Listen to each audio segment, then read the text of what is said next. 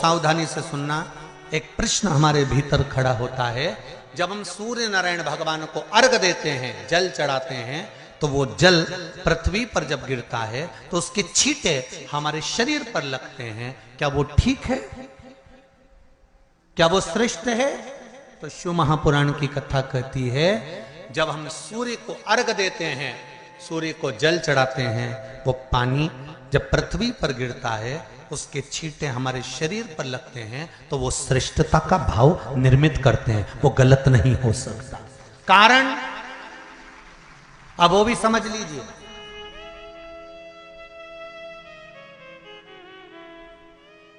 अब सूर्य नारायण भगवान को आप जल चढ़ा रहे हो, तो छींटे नहीं लगे, उसके लिए क्या स्टूल पे चढ़ के चढ़ाओगे कि कुर्सी पे चढ़ के चढ़ाओगे?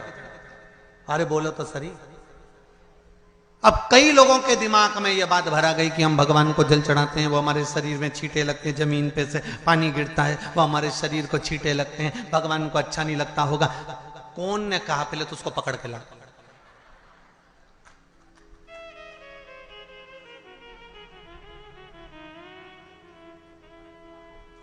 क्योंकि मेरे राम जी महाराज, मेरे भगवान कृष्ण, बड़े बड़े संत, साधु, सन्यासी, तपस्वी, साधक, उपासक जितने भी हुए, जिन्होंने सूर्य की आराधना करी, इन्होंने टेबल पे चढ़कर या कुर्सी पे चढ़कर जल नहीं चढ़ाया, इन्होंने पृथ्वी पर खड़े होकर ही, क्योंकि पृथ्वी तत्व के देव हैं शिव।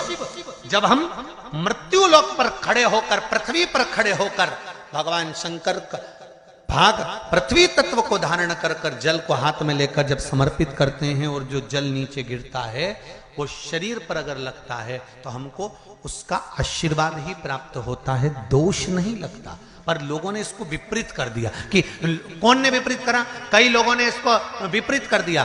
कौन ने विपरीत करा? तो जो दूसरे धर्म के लोग होते हैं, जिनको हिंदू धर्म से नफरत होती है और जो हिंदू धर्म की पूजन, सेवा, अर्चना को समाप्त करना चाहते हैं, वो धीरे धीरे धीरे धीरे कहने लगे कि सूर्य को जल चढ़ाओगे तो शरीर में लगेगा, शरीर में लगेगा तो दोष लगेगा। इसको कह कहकर घर घर में सूर्य को जल चढ़ाना लोगों ने बंद कर दिया कि आप जल चढ़ाएंगे तो दोष लगेगा, शरीर पे छींटा लगेगा, शरीर को ऐसा लगेगा। ये दोष नहीं है। कितनी सुंदर बात है महाराज।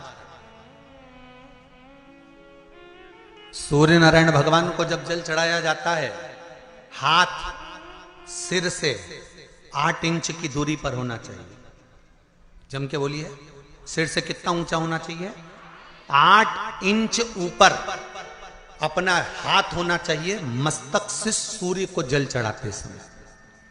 और ना चांदी का, ना स्टील का, ना लोहे का, ना प्लास्टिक का, ना कांच का, ना सोने का कोई बर्तन, ना कांसे का, ना एल्युमिनियम का, ना पीतल का, केवल एक पात्र होना चाहिए, वो है तांबे का। काय का पात्र होना चाहिए? तांबे का पात्र। और सूर्य नारायण भगवान को जब 8 इंच ऊपर तुम्हारा हस्त है, और जब हम सूर्य को जल चढ़ा रहे हैं, कैसे जल चढ़ाना है वो भी समझ लीजिए।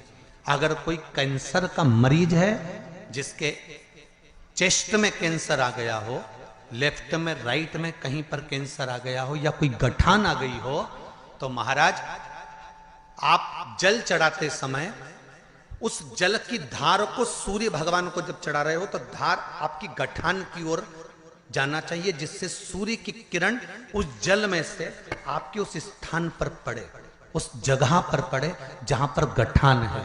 महाराज आप लगातार जल तो चढ़ाना चालू करो, अच्छे अच्छे डॉक्टर फेल हो जाएंगे और कह देंगे गठान ठीक हो गई।